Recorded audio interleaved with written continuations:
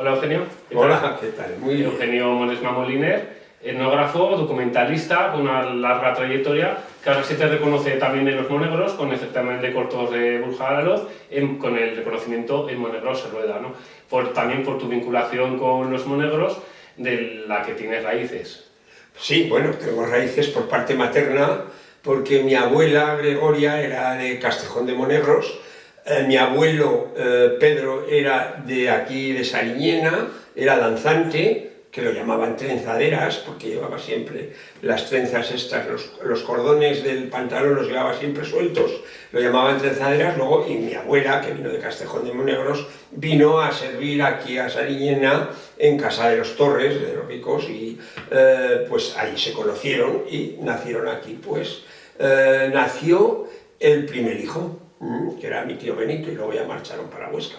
Se te conoce mucho por los reportajes etnográficos, todas esas técnicas y patrimonio que es al final todo ese conjunto de trabajos tradicionales, pero también muchos aspectos sobre la cultura. En Monegros has hablado del dance, ¿no? El dance lo has documentado y has grabado varios reportajes sobre los dances en los Monegros, ¿no? Sí, esto estuvimos en tiempos con Manolo Benito, que había estudiado todos los dances de los Monegros, no sé si eran 10 o 12 dances en ese momento, los que llegó a estudiar él, y cada uno de ellos lo fuimos grabando, pues bueno, desde Castejón, por supuesto, el de Castejón de Monegros fue el primero, que lo grabé en mi época de Super 8, hablo del año 82-83, que además coincidía que el que hacía de Diablo era de la familia de mi abuela, precisamente.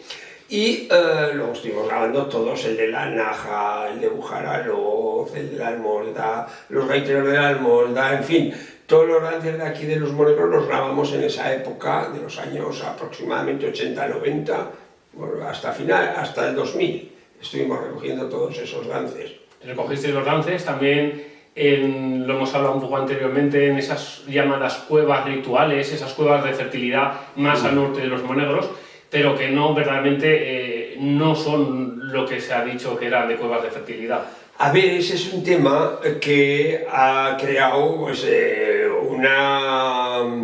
dijéramos, un mito fantasioso que eran las cuevas de fertilidad. No, vamos a ver.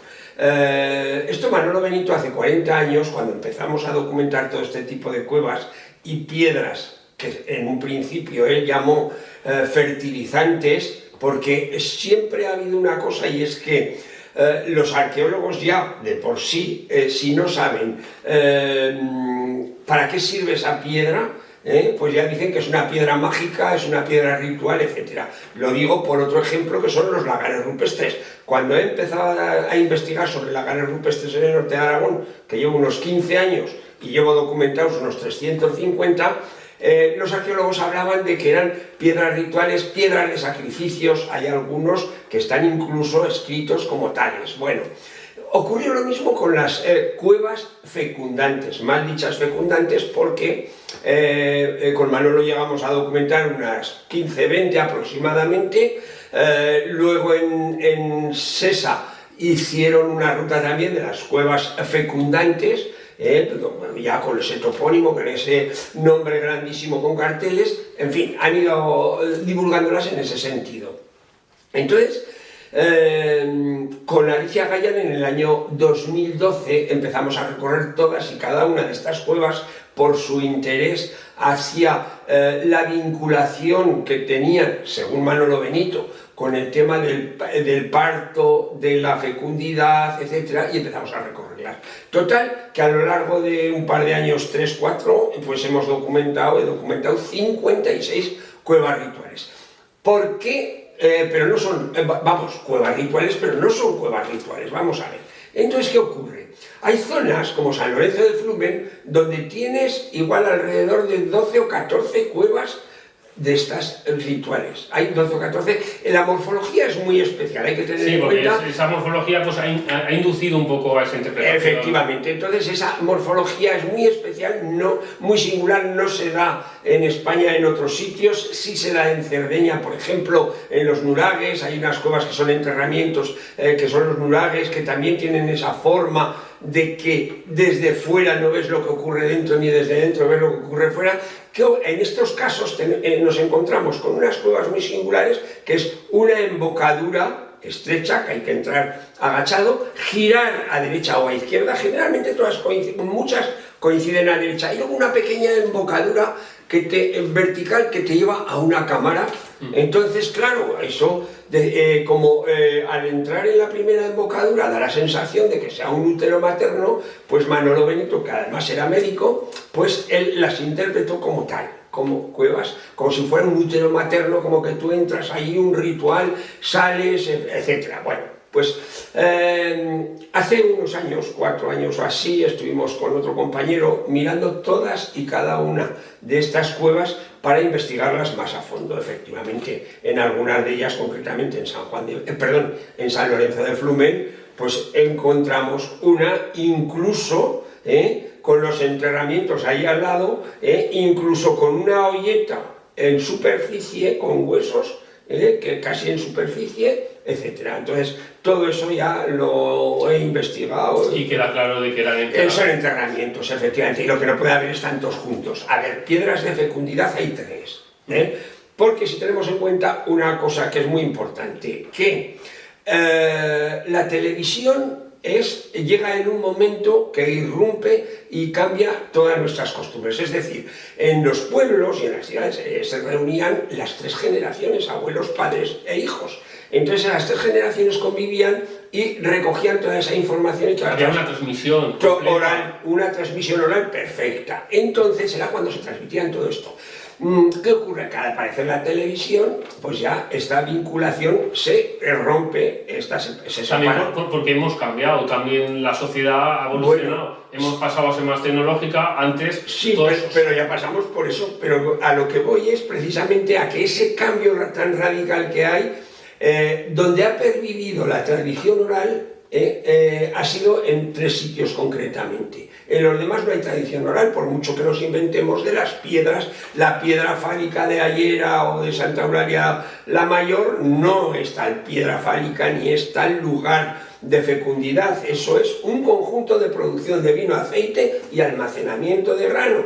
O sea que lo demuestro prácticamente, pero bueno, no vamos a incidir en ello. El tema de las cuevas, pues eso ha pasado. Muy claro, ¿no? Está muy claro que son enterramientos, porque han aparecido, ya digo, enterramientos. Luego, muchas de ellas, algunas de ellas, se reutilizaron como cías para almacenamiento de grano. Las tenemos en Usón, por ejemplo, muy interesante. En fin, que en realidad ha sido eso. Ha recordado a Manuel Benito. Sí.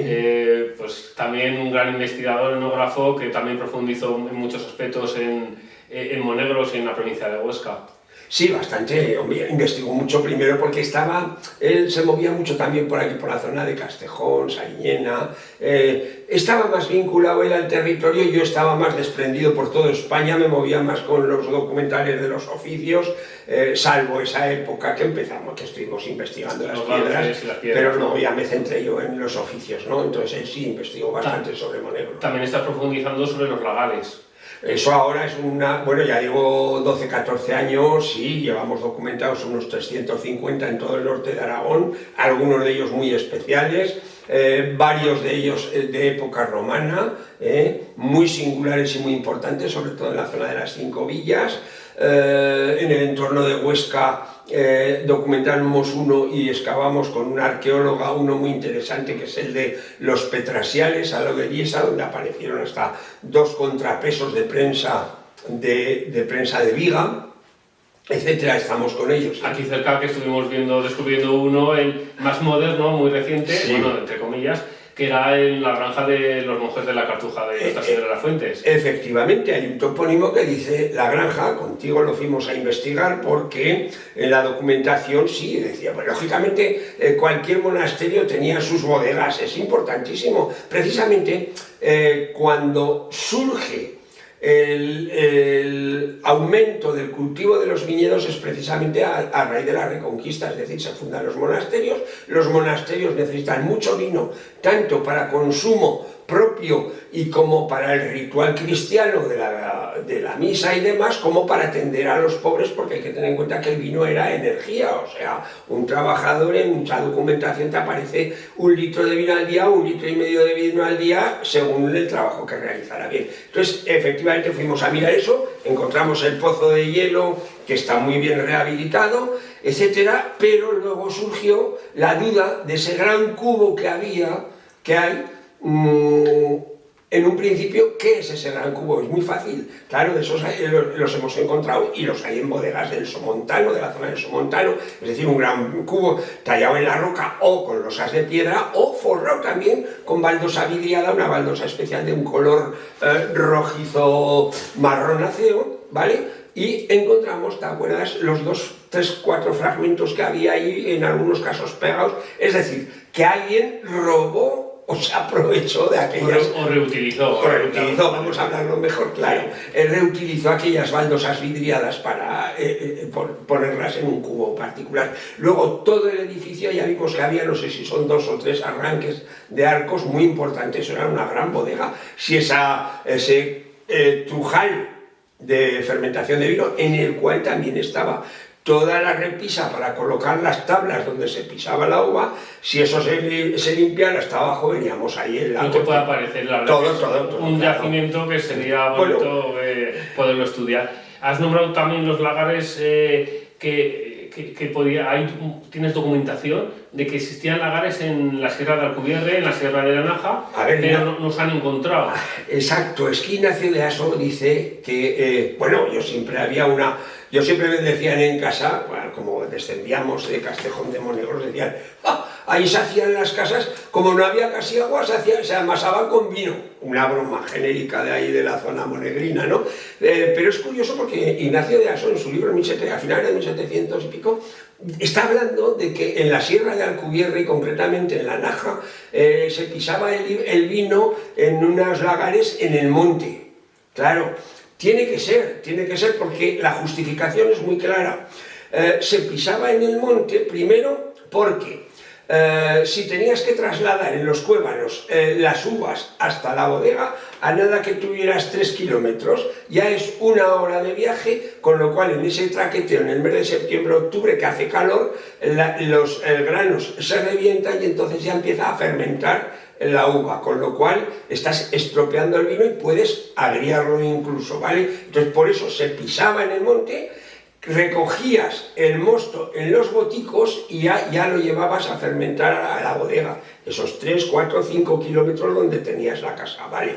Entonces, ¿qué ocurre? La brisa se quedaba en el monte, la brisa también se podía prensar allí, sacar un vino de menor calidad, pero luego la aprovechabas como materia fertilizante para la tierra e incluso para los animales mezclada con sal, por ejemplo, ¿no? Entonces era el sistema. Lógicamente aquí en la Sierra de Alcubierre ha tenido que haber viñedos, ha habido por todos los sitios. Ahora estoy trabajando un tema muy importante que es en el entorno de la Hoya de Huesca, que es la Torre La Piedra, donde hay un gran peñasco, que arriba hay una plataforma también que ha sido un lagar rupestre, y la documentación que pertenecía además, allá está a medio kilómetro de Huesca, pertenecía a las monjas de Sigena y entonces lo arrendaban desde 1100 y pico, que es cuando Sancho Ramírez se lo donó. Entonces, a partir de allí, pues estaba investigando y efectivamente eso eran todo viñedos, desde Monte Aragón,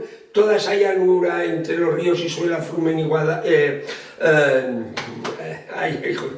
Guatizarema, pues todo eso eran viñedos. Entonces ahí sale una documentación impresionante y estamos estudiando ese, otro que hay al lado en las casas muy bonito que se llama la Peña Barca, y otro que está muy cerca, que estuvimos el otro día también, que es muy interesante en Albero Alto, que le llaman Peña Col, y los tres son muy parecidos en su forma y en el dominio del territorio. Una de las cosas que has dicho es la cultura del aprovechamiento. El aprovechamiento, has tratado también igual, una de las características más particularidades de los monegros era la cultura del agua, del aprovechamiento del agua, por ser algo esencial y un bien muy escaso, ¿no? Entonces había, a través de balsas, balsetas, llegaste a tratar el tema en Mujeraloz. Sí, hace bastantes años, hace de eso sí, creo que se llamaba Carmelo el que me acompañó por ahí a ver todos estos. Sí, son unos elementos importantísimos. Manolo Benito trabajó muy a fondo el tema de la fuente de Castejón de Monegros, la fuente madre, y todo eso ha sido muy importante. Hay que tener en cuenta que recoger el agua en los Monegros ha sido clave, el poder recogerla y almacenarla. Luego, por ejemplo, en Candasnos o en Perdiguera, en Perdiguera las balsas que tienen son gigantescas. En Candasnos me acuerdo ahí que me enseñaron también la técnica de cómo guardaban el agua en las tinajas, con unas piedras en el fondo para que se depositara todo el pozo que pudiera llevar el agua, etcétera, etcétera. O sea, es que ha sido importantísimo. Hay una infraestructura, elementos patrimoniales que existen a lo largo de los Monegros que están desapareciendo. También los sarnales de Castejón de Monegros. Podemos hablar un montón de elementos que tienen especial los Monegros de patrimonio. Bueno, hay mucho, o sea, y luego hemos recogido algunos oficios. Bueno, están los hornetes de yeso, los es impresionante. Lo trataste también en la Almolda. Sí, en la Almolda, en Leciñena, sí, en la Naja, sí, eso sí, los hornetes de yeso es importantísimo, hay que tener en cuenta. A ver, la gente ha aprovechado los recursos que su entorno le daba. En el Pirineo les daban árboles, tenían árboles y bosques de árboles. Pues tira, aquí había sabinas, pues se cogían las sabinas y se utilizaban las sabinas. Es curioso porque en una zona tan desértica como ahora podemos plantearnos, había que investigar más en los Monegros, ¿eh? Lo que pasa es que tiene que haber gente que lo mueva, pero, por ejemplo, en Bardenas, que siempre se ha dicho que eso era un desierto, no, se han encontrado ya, se llevan documentados 12 hornos de hacer pez. La pez se saca de las tocolas de los pinos una vez cortados, porque el pino lo cortas con las sierras o con el hacha, lo puedes cortar así, pero esta tocola que ha quedado ahí está todavía produciendo muchísima resina. A los 10 años esas tocolas las cortas en tesis, con eso se hacía la pez. Vale, pues han encontrado ya 12 hornos de pez. Quiero decir, aquí ha habido en Monegros un aprovechamiento de las sabinas. Puede haber probablemente algo vinculado también al aprovechamiento del aceite, también del carboneo. Y al carboneo, por supuesto que sí. Decían de que un radio alrededor de Zaragoza había un gran aprovechamiento de maderas por carboneo. Sí. Entonces, para abastecer la ciudad de Zaragoza, porque al final requería, lo más cercano era pues Montes de Perdiguera, de Farlete, donde Monegrillo, que zonas también que están muy despobladas de vegetación, de árboles, de pinos, de sabinas. Pero aquí la sabina ha sido esencial, o sea, yo creo que ha sido una fuente económica muy importante. Lo que ocurre, pues eso, pues que no está muy documentado, no está muy estudiado, pero en fin, habría que profundizar más en ello, claro. Es lo bonito de la etnografía, que se abre un abanico de estudios, de preguntar. Al final es una mirada curiosa la etnografía, ¿no? Preguntarte cosas que igual la gente o damos por hecho que están ahí, o que incluso dejamos ya de lado porque ha cambiado la sociedad, ¿no? Cuando es igual tu particularidad, en todas esas técnicas de que ya dejaban de ser útiles, de la fabricación de jabones como en Leciñena, la fabricación de yeso que hemos nombrado, el nivelador de la Naja, estoy nombrando documentales y cosas que has documentado en los Monegros, pero vamos, que se amplía tu trabajo en toda España, ¿no? Y el haber valorado todas esas técnicas es una documentación que va a pasar para la historia, que es patrimonio, porque lo dejamos de lado. O sea, ahora, si hubiera un cambio de modelo no tecnológico y prescindiéramos, dejáramos de tener ese acceso a la tecnología, tendríamos que volver a unos conocimientos que han estado durante años y años y años, siglos y siglos, y de repente los hemos dejado de lado, los hemos abandonado. Sí, claro, y ha pasado aquí, en Monegros ha pasado en todos los sitios, y hay que tener en cuenta otra cosa, que yo siempre digo que los que tenemos esta edad de 70 años a 80, ¿no? Pues hemos vivido el cambio tecnológico más importante que ha habido a lo largo de la historia en menos tiempo, porque a lo largo de la historia ha habido muchos cambios tecnológicos, pero con un espacio de tiempo larguísimo. Es decir, es que nosotros hace 60 años aún estaban en los campos trillando con un trillo de pedernal y arrastrado con una caballería. Las caballerías se han estado utilizando hasta hace 40, 50 años.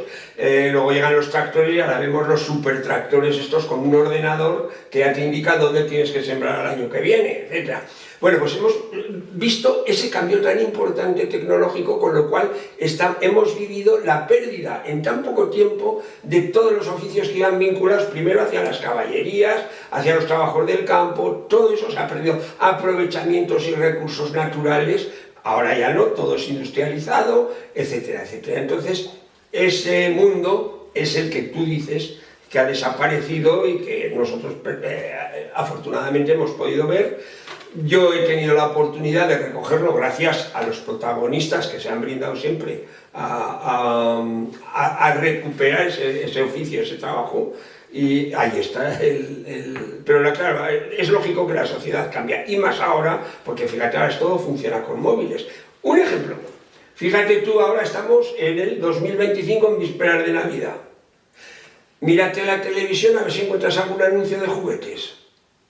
En estas fechas, hasta hace poquísimos años, la televisión todo el rato, que si las muñecas de no sé qué, que si los juegos reunidos de no sé cuánto, que si todo juguetes. Ahora no hay, ahora solo son colonias, teléfonos móviles, todo. Es decir, fíjate tú el cambio, que esto me ha venido estos días a la mente. Sí, no, la verdad que no... O sea, que es un cambio social impresionante, y eso claro, y cada vez vamos a más. ¿Qué ocurre?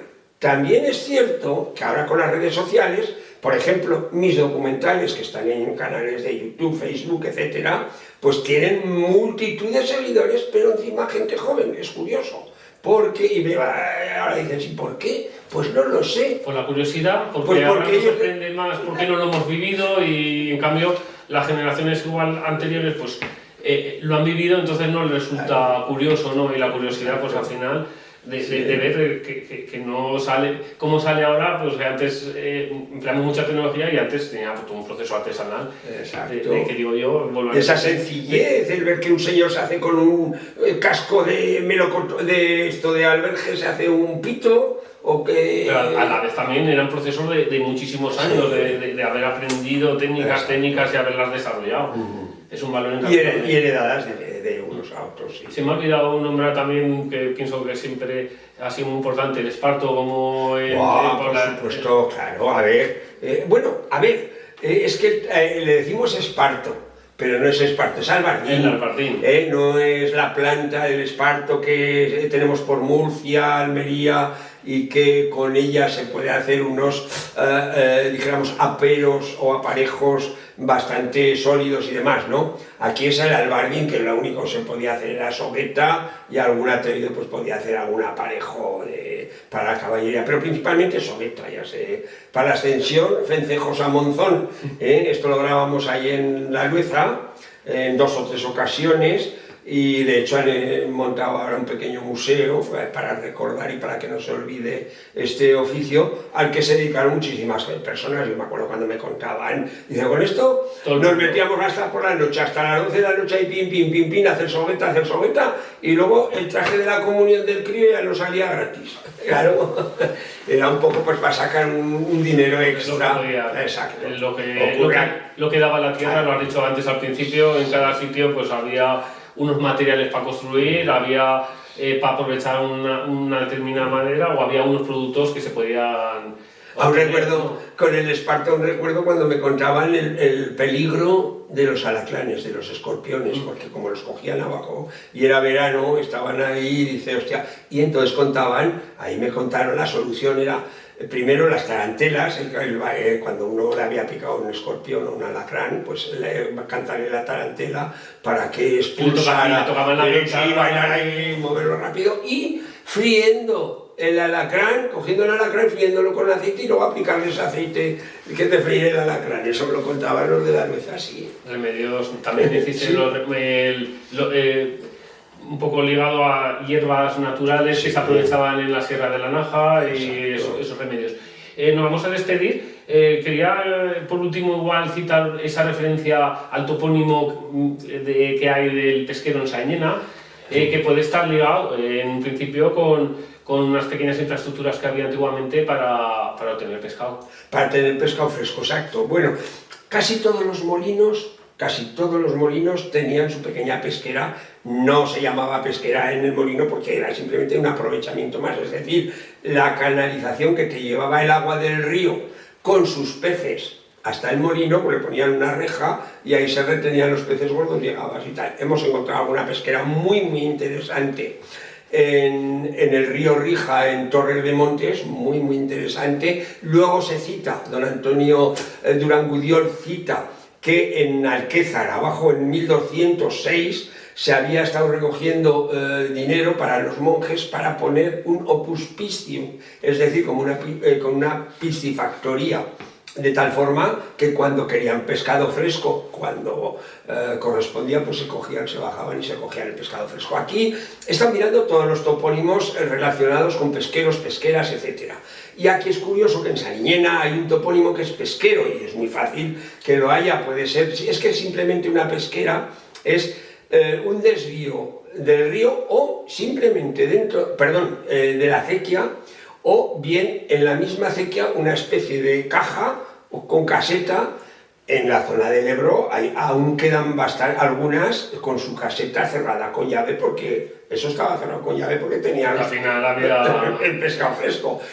Y es muy fácil que hubiera aquí un desvío de la acequia de Sariñena que va hacia el Balatillo para mover el molino y el batán del Balatillo antiguamente, etcétera. Pues ahí tuvo que haberla. La hay muy bonita, que la he estado documentando, muy interesante. En Pertusa es grandísima también, y es curioso porque en un libro que hay sobre Pertusa, que lo ha escrito un maestro que estuvo allí, es muy interesante porque todos los huertos tienen su pesquera.